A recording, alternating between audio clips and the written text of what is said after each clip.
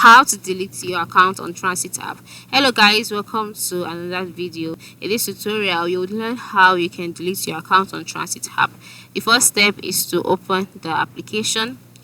Once the application has been opened and you are brought to the page where you can see your map, move to the top left corner of the screen and then click on your gear icon. After clicking on the gear icon, you will be brought to the profile page, and then at the top part of the screen you will see two other icons. Then ensure you are on the profile page.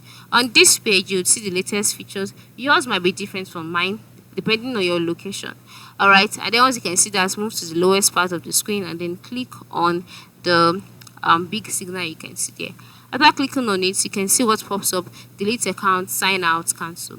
So to delete your account, just click on delete account and then you'll be asked to state your reasons. Ensure you do that, and then once you're done, select delete account and then the account should be deleted. But you must note that once you delete your account, all saved settings, pinned lines, etc. would permanently be removed, and then you would receive an email confirming the deletion of your account.